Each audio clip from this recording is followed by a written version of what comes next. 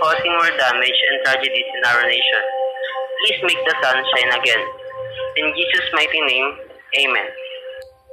Lord God, I pray that you keep safe